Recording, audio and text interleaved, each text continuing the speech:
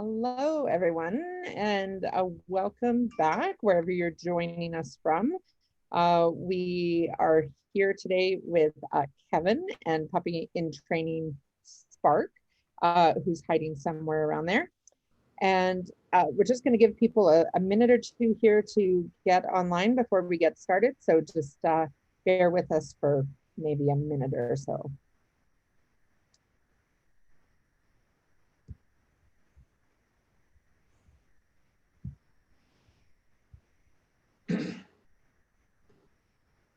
So Tara, do I have to quickly keep hitting the, the button so that it keeps going up? When I'm typing, they're not seeing me, or are they seeing it when I type? Yeah, we see it when you type. So I think you have to hit enter for it to appear though. But you see it as I'm typing. No, we're not seeing anything yet. Just bear with us, folks. We're just getting the closed captioning going here. So just type something, Shirley.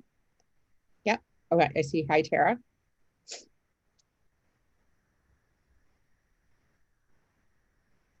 Yeah, I'm seeing it as you're typing it. Okay, great. Okay, so it looks like we're all organized here.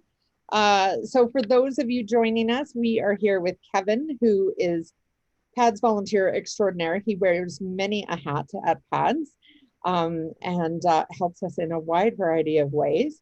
If you're joining us on Facebook, please feel free to type any questions that you have for me or for Kevin into the comments of the Facebook Live. If you're joining us on Zoom, you can click the Q&A button, and on that Q&A, you can type in a question and we will answer it on air. So I'm already seeing something coming in here. Oh, Sabrina's saying hello. So hello, Sabrina. And Kevin, you know what question I'm going to start with. So I have no idea. You have no idea. Oh, okay, so it's Kevin's first rodeo. So I always ask the question at the beginning of these podcasts: how is it that you came to be part of the PADS family? How did it all come to be? How it all came to be, it's a story that I've told many times. I first became aware of PADS probably, I don't know, 5 or 6 years ago at the Pride Festival that was held at the end of a Pride parade down at Sunset Beach. And PADS had a booth, I guess you would call it, set up. They had a little kennel, or not a little kennel, a little fenced in area where they had about half a dozen puppies running around and all sorts of people that were very excited about it. I chatted with somebody there, and I'm afraid I don't remember who it was. And she got me excited about PADS, and it was a great time for me because I knew that I was going to be retiring imminently. And so I kind of put it in the back of my mind and said, I'll keep this in mind for when I'm retired. It sounds like a great opportunity. And then fast forward about a year, I went to visit my brother who lives near Ottawa, and I was going to house sit for him while he went away. And I was going to house sit / dog sit because he had a dog. So I was with the house and the dog for about 2 weeks. And I thought, this is a piece of cake. This is so easy. Anybody can do this.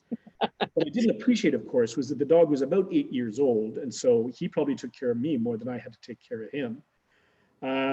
Anyway, when the opportunity presented itself, 6 or 8 months later, whenever I was retired, I came to some of the early sort of orientation classes. I met Doug and Pride. I met Caber and the lady who was raising Caber at the time, whose name I forget. Yeah.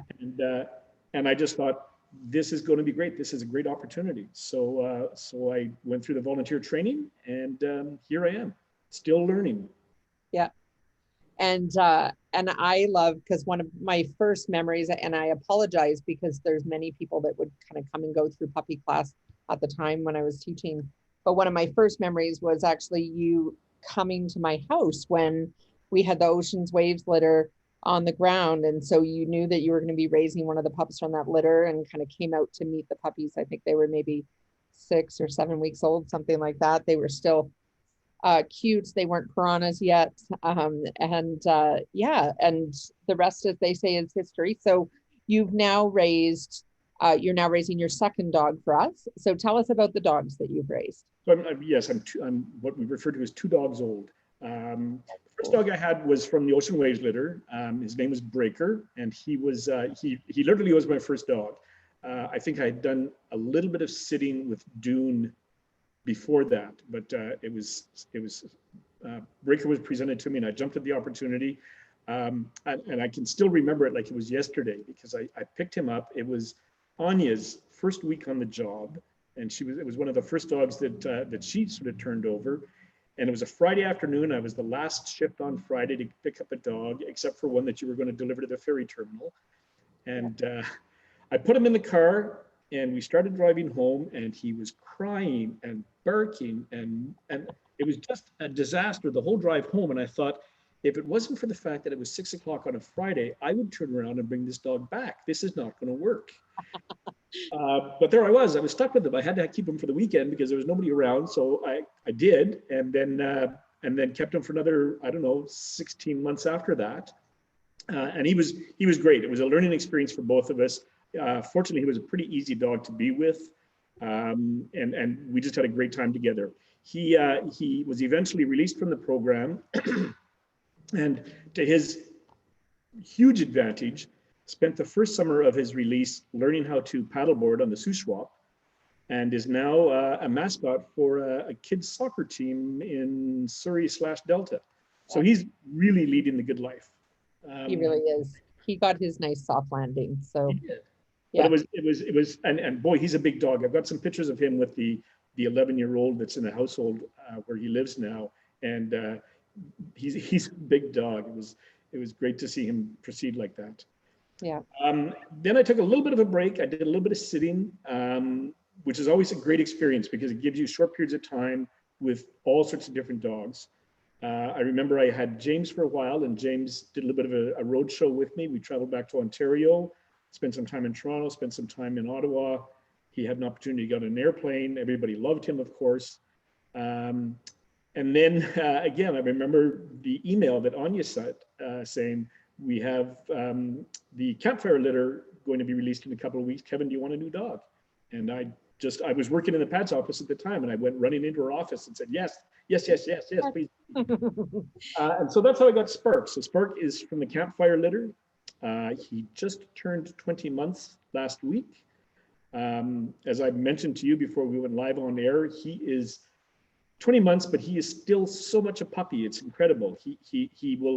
He learns really well. He loves to train. He loves to work. He's very eager to work, but he's also happy to remind you, hey, I'm still a puppy, and I'm going to have some fun here, and that's fine. I love spending time with him. He's a very chill dog. He's here right now.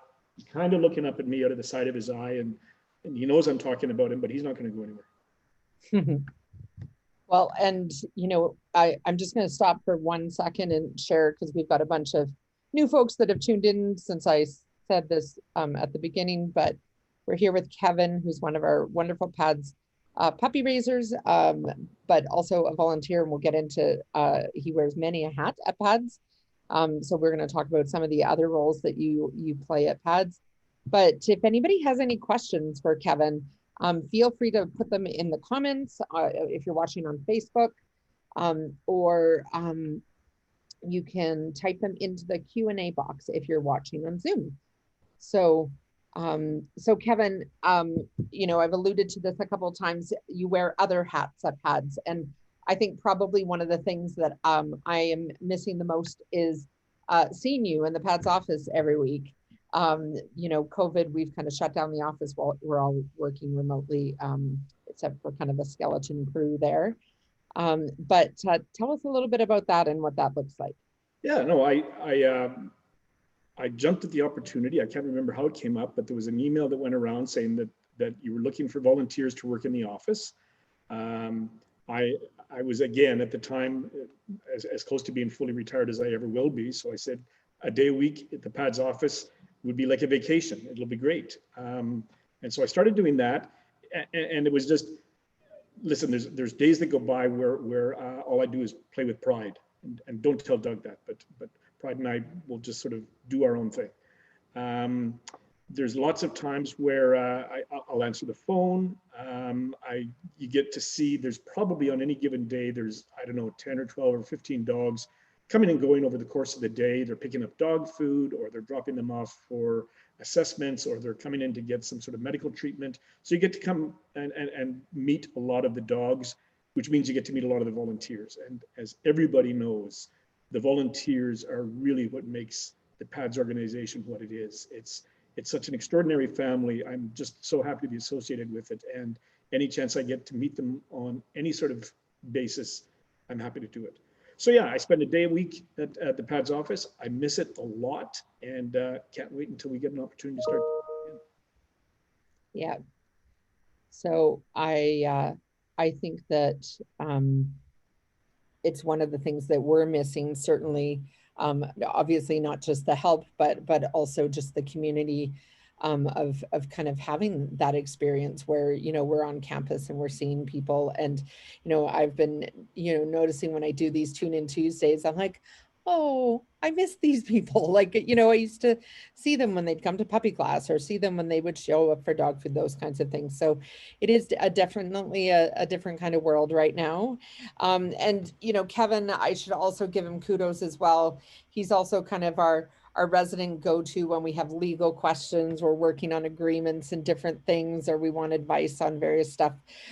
Prior to his retirement, he was a lawyer. That's what he did for a living. And so we're very grateful for kind of his insight into things, and just his kind of pragmatic approach to kind of how we do things, and making sure that you know, our people are and the organization are kind of in good hands and protected, all that good stuff. So but it was also really neat too, because we basically watched Breaker grow up in the office, and then Spark growing up in the office. Although the last picture I saw of Spark, he has grown considerably since I last saw him. So for those of you watching, feel free, if you have questions at all, to post them in the comments. But Kevin, tell me a little bit about what it's like to raise a dog in downtown Vancouver, because that's a different kind of experience too. We were just talking about your beautiful apartment that we're seeing behind you. Just tell me a bit about that. Sure, I will. So I'm right downtown. I'm at the corner of Beatty and Smythe, about 10 paces away from the Terry Fox Square, where they have the statues of Terry Fox at BC Place. And I think, and I will put this offer out there right now, I think every dog should have an opportunity to spend some time in the downtown core if they don't, because it is a different experience. And so both for Breaker and for Spark, they grew up with sirens and construction noise and jackhammers and traffic on the street. And it became something that they weren't even fazed by it after the first few days, because it just was part of their growing up experience. It's been great because, for example, I mentioned the Terry Fox Square. I take Spark there probably 3 or 4 times a week. And most of the time when we go there, there's half a dozen or 15 kids hanging out there on their skateboards, because it's a bit of a skateboard park. And so I get to practice his endurance sitting and standing, his jump-ons and all that sort of stuff, while there's people whizzing around him in skateboards. So in terms of being distracted by that stuff, yesterday being an exception, he just isn't fazed by it at all. They can skateboard past him and around him. They all know him, and he's like a sort of unofficial mascot for this skateboard group. So anybody out there that wants to do a swap for a weekend, if you've got reminds me of the story we heard when we were kids about the city mouse and the country mouse. If you've got a country dog that's been raised in fields and rural settings and a quiet background, that's fantastic. Spark would love to experience that for a little while, and I'd be happy to take your dog on and you know, let them experience the city life for a little while. It really is different. I've mentioned this regularly. People will say, you know, when they're training or working with their dog on toileting, they get really excited when their dog will toilet on concrete or asphalt. And with Spark and Breaker, that was all they did, because that was the only opportunity that they had. We would have to walk about half a block to find any green space if they wanted to toilet there. The challenges are things like, walking down the street. You can't go 2 meters. I know exactly what 2 meters are now. You can't go 2 meters without having a telephone pole or a parking hydrant, or sorry, fire hydrant or a parking stanchion. And when you've got a young dog that wants to mark everywhere, it's like heaven for them. They just get to stop everywhere along the way. And of course, you're trying to encourage them not to. So it's a good environment. I think we have a lot of clients who live downtown, who live in apartments, who have to take elevators every day to go up and down to the street. And that's full on what Spark gets. Well, and it's interesting too. As I mentioned before we went live, I've been in Calgary dealing with a family situation this weekend. I'm staying in a condo on the 4th floor, and I have been giving some serious thought over the last couple of years to moving into an apartment.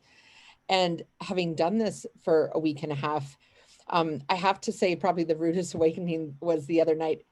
Climbing out of the bathtub, being all warm and cozy, about to put my pajamas on, and then realizing that I hadn't taken Cadence out yet. And so, back into my clothes and, down the elevator and out the elevator and, through the lobby and all the things and going for a walk. So it's things that you don't necessarily think about that kind of come kind of part and parcel with living in, in an apartment. And I'm sure there's lots of puppy raisers that are laughing at me that are watching right now that live in apartments and know exactly what I'm talking about.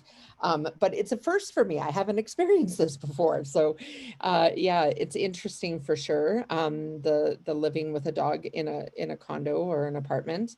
And so I think that, it's something to really consider as well.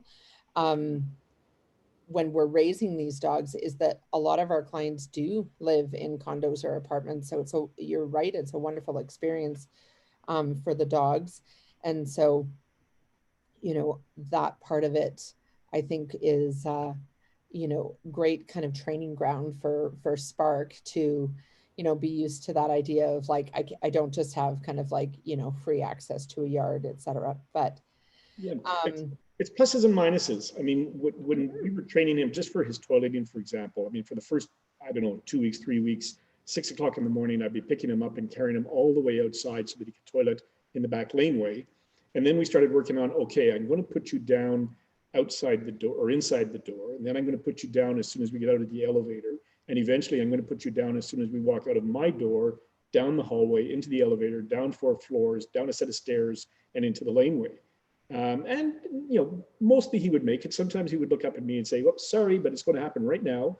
And then it was a bit of a mess to clean up. But, now he doesn't even think about it. I mean, it just happens. Yeah. The 6 o'clock pee breaks have become 7 or 7:30 pee breaks, and he doesn't seem to mind. Yeah, and of course, we gave you the really big boys that had to be carried down the elevator and out into the yard. So Caroline's just asking, would you talk about the differences between your two dogs? Challenges, strengths, how are they the same or different? Well, gee, I wish I had. The biggest thing I noticed, I think, about Spark, two things. He's just a very chill dog, and he's so relaxed, so that very early on, I was able to learn from my mistakes with Breaker. And so very early on, I was working on kennel training Spark, because I just knew that my lifestyle was such that I love having him with me, but sometimes I just want to go for a break by myself, or just want to go for a restaurant meal with a dog under the table. So it didn't take long at all. He loves his kennel. He spends all sorts of time there. And from very early on, he was doing 3 or 4 hours in the kennel 3 or 4 times a week. And that was great. With Breaker, I didn't start that process early enough. And so when I tried to introduce it, it was a little bit late, and he was never happy in his kennel. So he was really with me all the time, because that was the only choice that we had. And then the other thing I'm noticing about Spark, and literally noticing it right now, is when I'm not interacting with him, he just lies down either on his bed beside my desk or in front of the fireplace, and he's just there. He's aware of there's stuff going on. His eyes are open right now. I can hear him, but he'll be there for an hour and a half. If I'm sitting here working or talking with you guys, he'll just hang out there until we're done. And And I wish I could say Breaker did that, but I don't have any recollection of that. So you really do, you learn, and that's why I'm happy to have a second dog, and eventually in due course, I'll be happy to have a third dog, because you learn so much every time you go through it. You pick up on your mistakes, you pick up habits that you wish you had the first time. Breaker was a counter surfer of the worst kind. I mean, he was a big dog, and as soon as he realized that he could put his paws up on the counter and get whatever was there, he was doing it. And that's a tough habit to break. With Spark, he never got the opportunity because I knew what to watch for right from the beginning. Yeah. I think that's really key. At the beginning of this, you talked about how you were 2 dogs old, and that's one of my favorite things. Our puppy program manager, Heather Kidd, will often ask a room full of puppy raisers, how many dogs old are you? Right. And so if you're on your first puppy, you're 1 dog old, or you're not even 1 dog old. And then as you go along, and because each dog teaches you something, they have different challenges and strengths and weaknesses, but your toolkit just gets a little fuller with each passing dog. And then some things become very instinctive. I remember describing it once to a puppy class of like, has anybody ever learned to drive standard? Like when you're first learning to drive standard, it's you have to shift and the clutch, and you have to, like just all the things and the brake, and it just feels like you're never going to get it. And I remember learning to drive standard and dreading red lights, because it would mean I would have to stop again and start again. And yet once you learn, you don't even think about it. It just happens, right? And I think puppy raising is like that. In many ways, is that there's a lot of things that become muscle memory after a while. So that's very cool, especially what you're talking about, kind of teaching things a little bit earlier and recognizing, those, we'll call them, you call them mistakes, but I think, learning opportunities as we go along, and realize that maybe we didn't do things quite the way that we should have. So I think that's very cool. Apparently Breaker says hi. And he would like you to know he's still a counter surfer. So Kristen's watching right now. So this is the wonderful family that adopted Mr. Breaker and love him to bits. So, and Sanders laughing and saying that even the little girls get heavy when you have to carry them on elevators to toilet. Having a baby puppy at work in an office building also involves lots of carrying to avoid having to clean up puddles. So yeah, those early days are definitely the challenging ones. Okay, so we've touched on the fact that you've now raised 2 puppies, you help in the office, you help us with all of our legalese when it is Greek to us. And then the final thing that you do is, are you the fun police, the pup day police? Kevin is my wonderful, wonderful volunteer that ensures that all of our puppies get a pup date every month. And so for those of you that don't know, if you go to pads.ca/pup date, you can read updates. Every single one of our dogs has a page where they have little blog posts that go up each month. And Kevin is the lovely human behind the reminders to the volunteers. So I don't know how the volunteers feel about Kevin, but I love him. So because it means that, those updates get up there for our donors. And I love just the level of organization, but I also love the emails. They're just always very thoughtful, and sometimes they're a little funny. And so, but for those of you that don't know about pup dates, go check them out. They're a lot of fun because you can see what all of our dogs are up to. So yeah, I like sending those out. There's not a lot of them. Everybody's aware of the timeline for doing pup dates. Most people follow that pretty religiously. For other people, life gets in the way, and so maybe they're a week late or a couple of weeks late. And so we just try to do a general reminder, just to say, hey, don't forget, this is something that has to happen. It's for the benefit of the sponsors, it's for the benefit of the donors, and it's for the benefit of the people that write them as well. I find whenever I do my pup date, it helps me remember what we did in the last month and what training we were working on. And maybe I dropped the ball on something where I was supposed to be working on it, and that gives me the trigger to do it. And it takes, I don't know, 5 minutes, 10 minutes at the very most to do it. Mine are all written in the in the first person, I guess. I get Spark writes them all. So it's Spark talking about what he did in the last month and what his human has put him through. Yeah, that human, he's a tough one. So yeah, Katie just said he has the best way of nicely reminding you. Thank you, Kevin. So, or I can't believe that it's March already. Um, how did it become March? So, um, so we're very grateful for your help there, because that's such a huge piece in keeping our donors updated. But I think also it's neat. I can speak from personal experience. I love, as a breeder caretaker, going and reading the pup dates of the puppies that I had in my house for the first 8 weeks.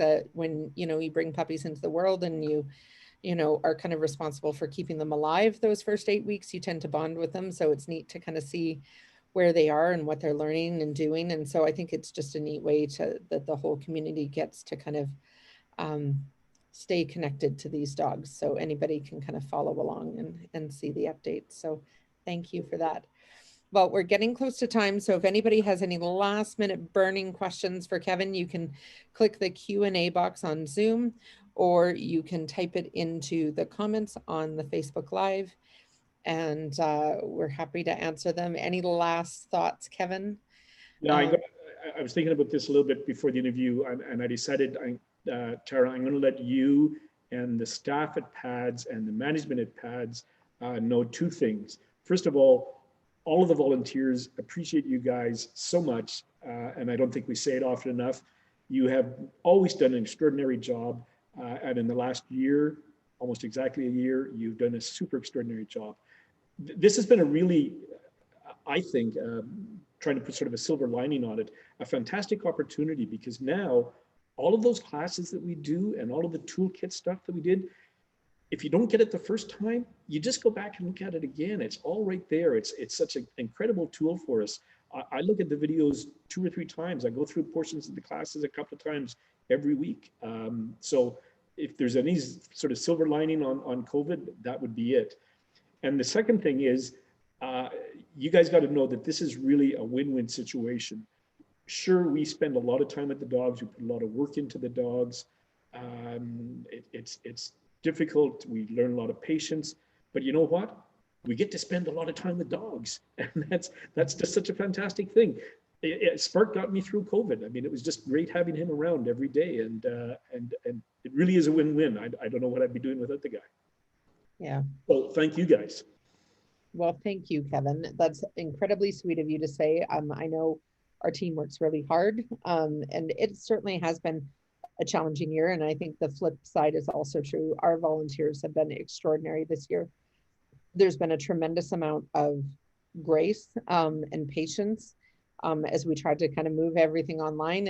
I know it's not been easy, and I know for a lot of our volunteers, the learning curve technology wise has been insane, as it has for everyone this year, whether they're with PADS or not, learning how to Zoom and connect and have meaningful relationships with people without kind of face-to-face contact. So we're very grateful too. So thanks for your thoughts, and I just want to echo them back to our community, because it's taken a lot of perseverance this year to raise a puppy over Zoom kind of thing, and submitting videos and all these kinds of things, so we can kind of keep eyes on the dogs and all that good stuff. But I would agree with you, Miss Katie Case, lying here at my feet, and I do not know what I would have done without her this year. I think I would have gone a little bit crazy. Like you, I live alone a lot of the time. I have a son that works opposite shifts, so I rarely see him. So I'm most often in a house by myself with a fluffy golden at my feet, and that has made a tremendous difference, I think, to kind of keeping a little bit of sanity and normal and laughter in the midst of what could have otherwise been a really, really tough year. So, so for those of you watching, we're very grateful for you. We're glad that you're here with us. A couple of things. One is you are always more than welcome as our followers, either in the comments of any of our Facebook Lives, or you can email Katie, Katie, at pads.ca if you want to nominate somebody to be a guest, and have them kind of appear on one of our broadcasts. And we will reach out to them and see if they are willing.